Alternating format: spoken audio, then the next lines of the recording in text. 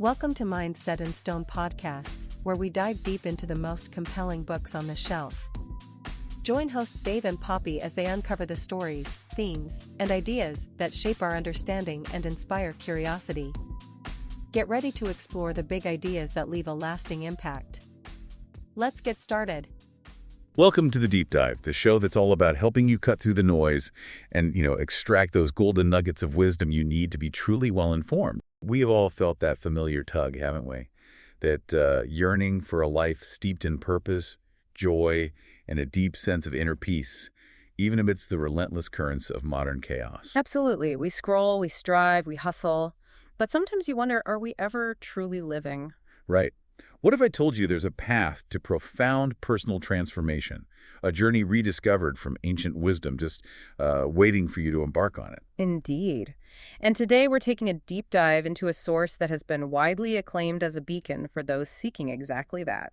Robin Sharma's magnificent book, The Monk Who Sold His Ferrari, a fable about fulfilling your dreams and reaching your destiny. Ah, yes, a big one. It really is. It's been lauded as a treasure, a magnificent book, and praised for its truly novel approach to self-help. And what's great about it, I think, is how it makes these big philosophical ideas really accessible through a story. Right. That's the key. It offers this unique, deeply human entry point to some pretty timeless wisdom. So our mission for you today is to explore the captivating story of Julian Mantle. He's this high-flying, distinguished lawyer who, from the outside, appeared to have it all. But internally, he was crumbling under the weight of his own ambition. We'll unpack the timeless wisdom he discovered through a radical, life-altering transformation. Think of this deep dive as your shortcut, maybe, your personal journey into understanding principles for a radiant, fulfilling life. Julian Mantle's life before his big change. By any conventional measure, it was the absolute picture of success. Oh, totally. He was a celebrated trial lawyer, a real legal titan. Known for his impeccable, custom-tailored $3,000 Italian suits. Right.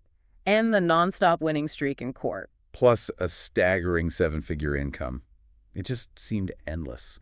The spectacular mansion in a celebrity neighborhood, the private jet. Don't forget the tropical island summer home. Can't forget that. And, of course, the iconic, shiny red Ferrari.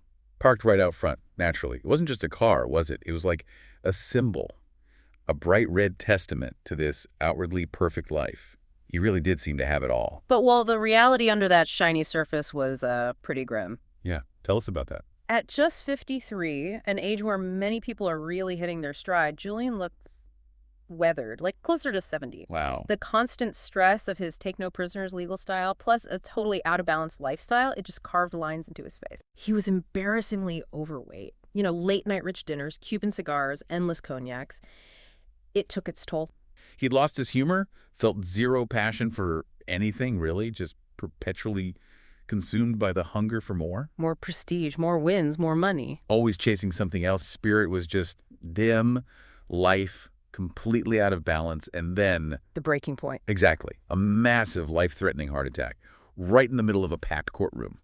Collapsed right there. Wow. Talk about a wake-up call. That was his ultimate, undeniable wake-up call. A physical sign of his internal collapse. And his reaction was just immediate and drastic, wasn't it? Incredibly dramatic. Swift. Julian just threw in the towel on his entire life as he knew it. Sold everything. Everything. The mansion, the jet, the island home, even the Ferrari. Wow. The symbol itself, gone. Gone. Detached completely. Then he just took off. Headed to India on this self-imposed exile. Not for a holiday, but specifically seeking answers. Looking for a simpler, more meaningful life. Right? Giving it all up to find what actually mattered. Precisely. And then he comes back 3 years later. And the change is... what? Astonishing. Just astonishing. Profoundly transformed physically and spiritually. How so? He looked incredibly youthful, vital, had this deep, unshakable serenity about him, radiating almost. Once all stress and worry, now lineless, glowing. And his eyes were bright, full of life. That inner fire was back. It's amazing. And his perspective shifted too, right? On the heart attack itself. Completely. He saw it not as a tragedy, but as a golden opportunity, a catalyst that forced him to change everything for the better. That's a powerful reframe. It's key, this idea that every setback, no matter how bad it seems, holds an equivalent benefit if you really look for it. So his journey in India, how did that unfold? How did he find this wisdom? Well, it started humbly. He traveled from tiny village to tiny village, just soaking it all in, ancient customs, different perspectives, way outside the Western rat race. Getting back to basics. Exactly. And eventually he meets Yogi Krishnan. And get this, Krishnan used to be a high-flying lawyer too, just like Julian. And Krishnan shared that key idea. Every setback offers an equivalent benefit. That connection, that shared background, pointed Julian toward the legendary sages of Savannah. The monks in the Himalayas? The very ones. High up in the remote snow-capped peaks, he sought them out for deeper truths. And that's where he met Yogi Raman. Yes, the eldest, most revered sage.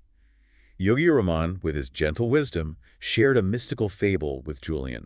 But it was actually designed as a mnemonic device, a way to remember profound wisdom for radiant living, as they called it. So each part of the story means something. Exactly. Every single element, a magnificent garden, a path of diamonds, all of it embodied a deep, timeless principle. It was a living metaphor, unlocking inner potential. Fascinating. It wasn't just random advice then. Not at all. And what's crucial is the Sivanan system's holistic nature. This wasn't about quick fixes or picking techniques randomly. It was integrated. Perfectly put. An integrated set of ageless principles and timeless techniques designed to liberate the full potential of the mind, body, and soul. All three. All three. The goal was more joy, strength, and purpose, like building the strong internal architecture where everything supports everything else, cultivating the whole being. Okay, so let's dive into these principles. What's the first virtue from the fable? The first one, symbolized by that magnificent garden, is master your mind. The mind as a garden. I like that. Yogi Raman explained the mind is like incredibly fertile soil. If you care for it, nurture it with positive thoughts, tend it well, it will blossom far beyond your expectations. Peace, creativity, the whole lot. But if you neglect it? Then the weeds take over. Worry, anxiety, negative thoughts, they spread. And lasting peace, deep harmony, they'll always elude you. Makes sense. The Savannahs were pretty clear on worry, weren't they? Very clear. Worry drains the mind of much of its power and injures the soul. They saw it as a serious spiritual drain, not just an inconvenience. So it's about active protection, not just wishful thinking. Exactly. Standing guard at the gate of your garden, being the gatekeeper of your thoughts, letting only the very best information enter. They were quite blunt about negative thoughts, too. Almost an urgent warning. You truly cannot afford the luxury of a negative thought, not even one. Why so strong? Because a worrisome thought is like an embryo. Starts small, almost unnoticed. But if you let it fester, it grows, takes on a life of its own, just consumes your energy and peace. It's about actively choosing what shapes your reality. Okay, so how do we practically do that? What are the takeaways for cultivating this inner garden? Great question. Julian brought back some really practical techniques. First is the heart of the rose technique. Sounds lovely. What does it involve? Sitting quietly, maybe in your own special quiet space with a fresh rose, and you just stare intently at its center, its heart, for about 20 minutes a day. Just looking at a rose. But really looking. Savoring every detail, the design, the color, the texture, the fragrance, thinking only about the rose. Ah, so it's a kind of mindfulness meditation. Exactly, using something tangible, sensory, as an anchor. It conditions your mind to focus, brings calmness, helps erase that worry habit, and fosters joy. It's your daily oasis, an island of peace. Trains your brain to manage attention. I can see how that would work. What else? Another really powerful one is opposition thinking. Okay. The sages knew, and modern psychology confirms, the mind can basically only hold one thought at a time. Right. So when a negative thought pops up, which it will, you immediately, intentionally replace it with an uplifting one. Like changing the channel. Kind of. He used the analogy of like giant slide projector. Negative slide comes up, don't dwell, swap it out fast for a positive one. Did Julian use this himself? Yeah, he gave a great example. If he had a gloomy day in court, full of stress, he'd become aware of those thoughts. Then he'd choose cheerful, empowering ones. He even changed his posture, sat straight, breathed deeply to reinforce it physically. And it worked. Within minutes, he said, the shift was noticeable.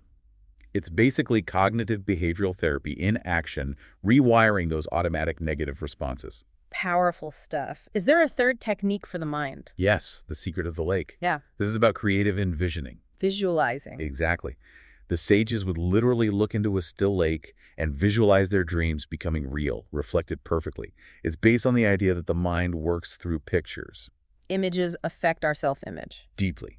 And your self-image affects your feelings, actions, achievements.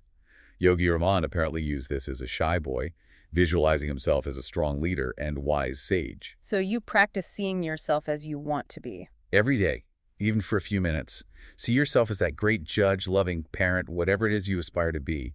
It helps to track those outcomes. The mind, they believed, has this magnetic power, amplified by focus. It's like programming your brain to spot opportunities. Precisely.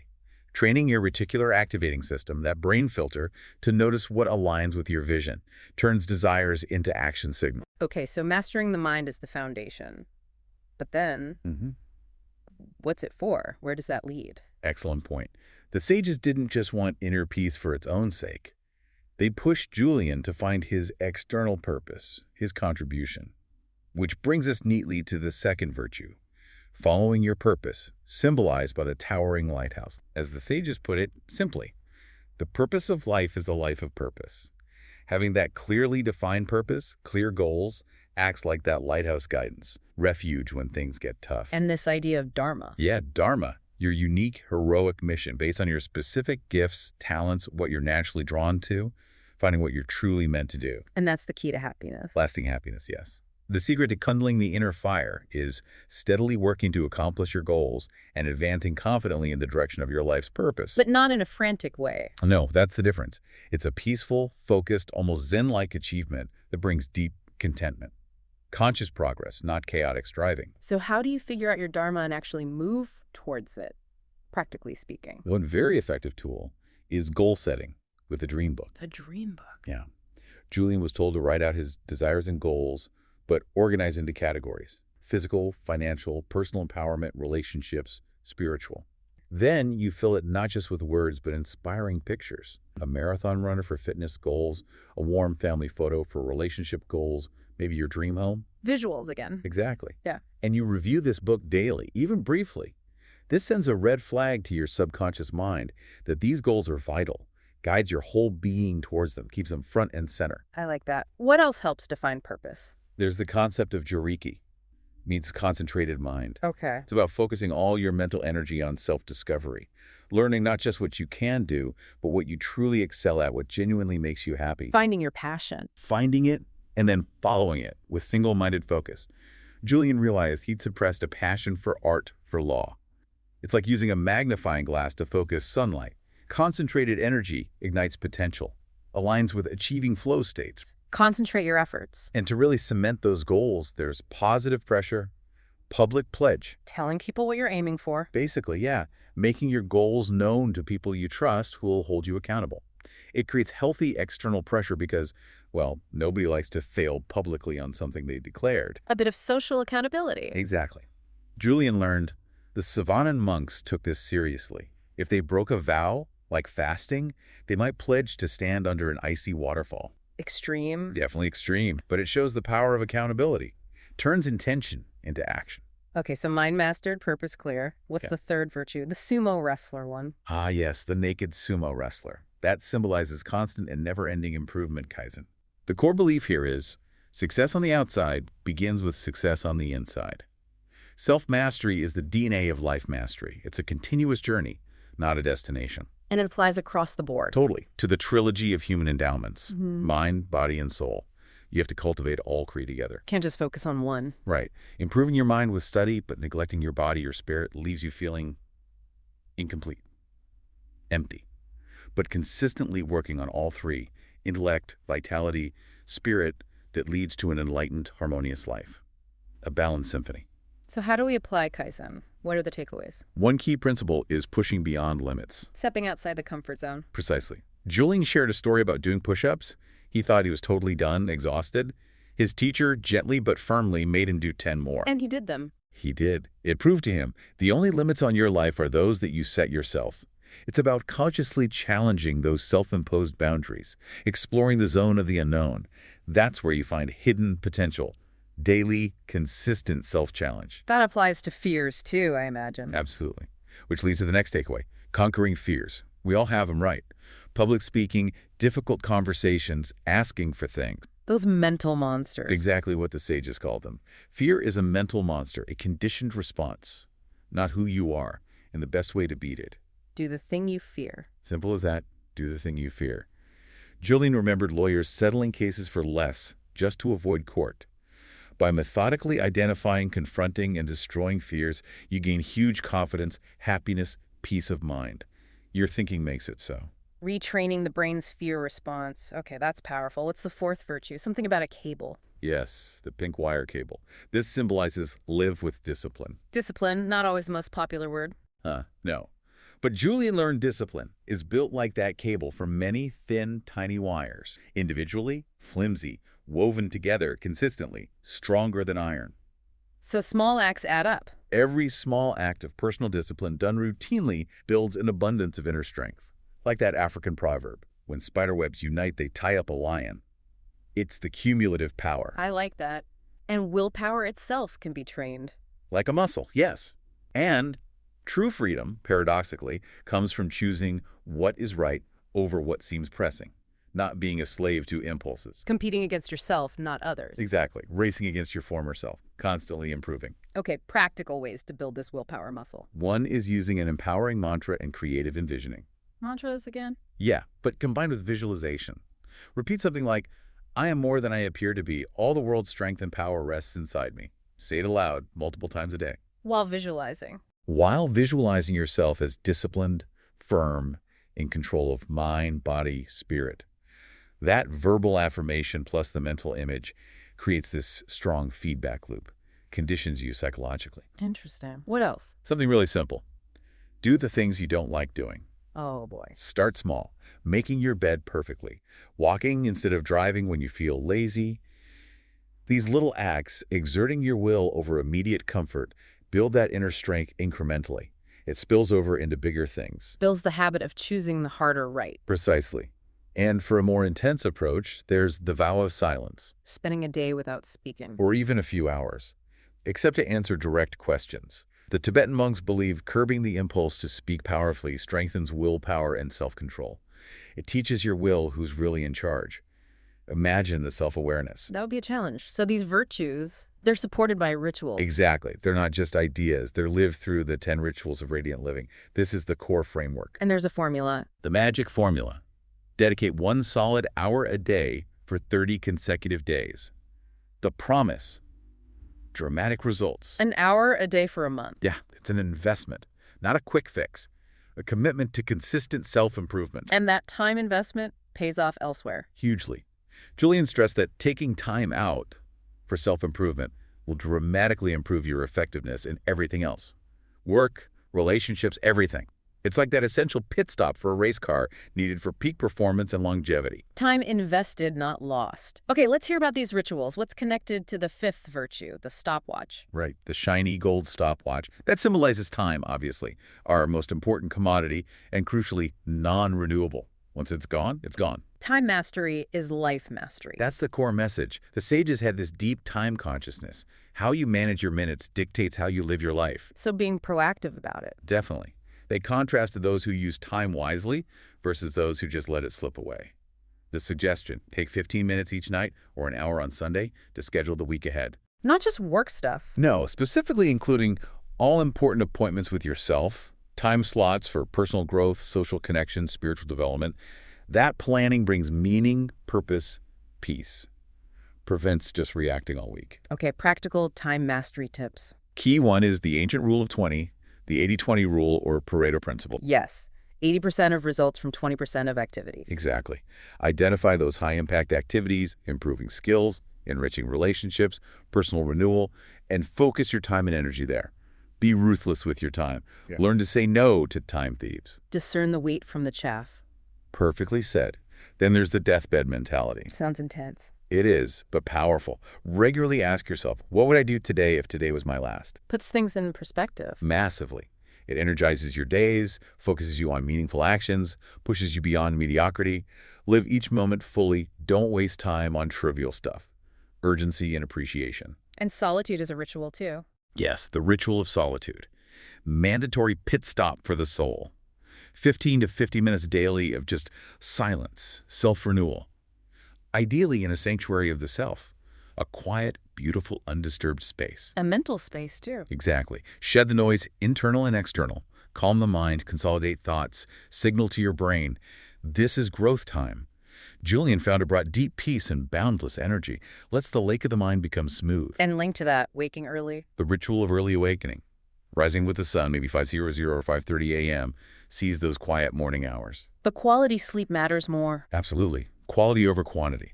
Things like no food after 8 p.m., meditation before bed help improve sleep depth. And the point of waking early isn't just more hours, it's starting the day well. How so? Positive thoughts, gratitude, uplifting music, even laughter. Julian pointed out adults laugh maybe 15 times a day, a 4-year-old 300 times.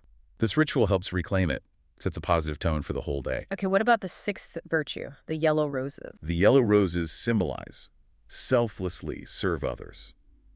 This is seen as the pinnacle, really. The ultimate purpose of life is to give yourself to others and to contribute in a meaningful way. Lose the self-consciousness. Focus on a higher purpose. That's where true fulfillment lies. It's a different paradigm, isn't it? We're here to give, not just get. Exactly. We're here for a purpose with special gifts to fulfill it. Yogi Raman's father used to ask him about good deeds every night. Even made him do one if he hadn't. Instilling it early. Yeah. And Julian told that story about the old woman at the supper table, how a child's simple observation sparked compassion in her family. Small acts of awareness have ripple effects. So practical ways to serve. One is simply practice daily acts of kindness. Doesn't have to be huge. Sincere praise, warm gestures to friends, small tokens of affection for family. Julian said, your life moves to a more magical dimension when you start striving to make the world a better place. Creates positive energy. And relationships. Crucial. Cultivate richer relationships. Julian really regretted neglecting his friends during his career. He realized friends bring humor, fascination, support, huge soul nourishment. Keep friendships in constant repair. That was the wisdom. Keep them strong. The sages believed a person with 3 solid friends is very wealthy indeed. Wealthier than someone with riches, but no real connection. Character matters too. Immensely. The ritual of a congruent character. Taking daily small actions to align what you do with core virtues. Industry, compassion, humility, patience, honesty, courage. Living your values. Exactly. When your actions align with your principles, you get deep inner harmony and peace. Doing what is right leads to spiritual success, taps into a higher power. Okay, the final virtue, the path of diamonds. Yes, the path of diamonds represents embrace the present, living in the now. The sages were clear. The past is water under the bridge, unchangeable. The future is a distant sun, uncertain. So the only time that's real is now. The most important moment is now. Learn to live in it and savor it fully. It's a core truth. And Julian's own life showed the cost of not doing that. Painfully so. He deeply regretted missing his daughter's childhood because he was obsessed with work. Missed the recitals, the plays, the games. It underscored the importance of being fully present for the moments that matter. Gained the world, lost connection. So how do we actively savor the now? A big one is practice gratitude. Daily, heartfelt thanks for everything: health, family, even the ability to dream. Remembering that life doesn't always give you what you ask for, but it always gives you what you need. Seeing gifts everywhere. Even birds singing. Gratitude focuses you on the abundant present, not future wants or past regrets. Shifts perspective. And for parents specifically. A direct plea. Live your children's childhood. Be fully present. He asked, what is the point of climbing the steps of success if you have missed the first steps of your own kids? The precious moments are now. Powerful reminder. Was there a fable about this too? Yes. The Peter and the Magic Thread fable. Peter was always eager for the next stage of life. An old woman gave him a magic thread to fast forward time. Oh, dear. He pulled it again and again, skipped childhood, adolescence, adulthood. Found himself old, wealthy, but lonely. He'd missed the whole gift of living. It really hits home the cost of not embracing the present. And simplicity is part of this? Yes, the ritual of simplicity. Living an uncluttered, rewarding, and exceptionally peaceful life by reducing needs and focusing only on priorities, the wheat from the chaff. Like Julian selling the Ferrari. Exactly. Selling the car, cutting back on newspapers to avoid info overload, becoming vegetarian. Realizing true happiness isn't about getting more stuff, but living simply, intentionally, freedom from wanting. Makes sense. Were there other key rituals tying things together? Yes, several foundational ones. The ritual of physicality, at least 5 hours a week of vigorous exercise like yoga or walking. Plus a big emphasis on proper breathing. To breathe properly is to live properly. The ritual of abundant knowledge. Reading 30 minutes daily, but selectively nourishing books, philosophy, biographies like Franklin, Gandhi, Marcus Aurelius. Books help you see what's already inside you. That was their view. Unlocking latent wisdom. They even said every answer to every problem is in print. And reflecting on that knowledge. Crucial. The ritual of personal reflection. Like Ben Franklin taking a daily written inventory of thoughts and actions, positive, negative. Build self-awareness. Knowing where you went wrong helps you improve tomorrow. Analyzing yourself objectively. Music and words, too. Yes.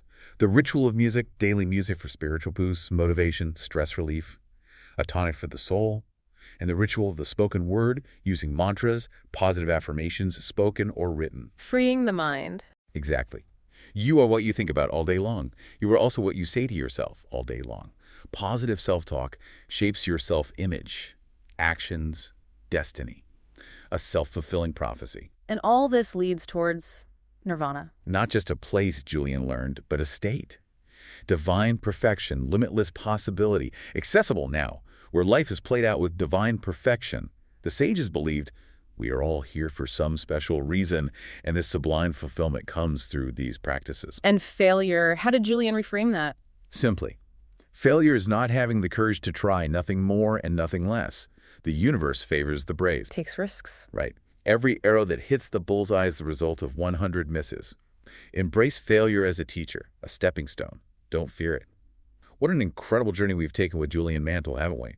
From that edge of burnout to this place of enlightened wisdom, all through the monk who sold his Ferrari. It really maps out a path, showing transformation is possible, that our inner world really does shape our outer reality. And that a life of purpose, discipline, presence, it's genuinely within reach, no matter where you're starting from. There's that beautiful saying from India, you are not human beings having a spiritual experience. You are spiritual beings having a human experience. I love that. The strength of your soul, nurtured through these practices Julian shared, it really can guide you to a magical place full of treasures waiting inside you. So as you listening step forward from this deep dive, maybe consider this.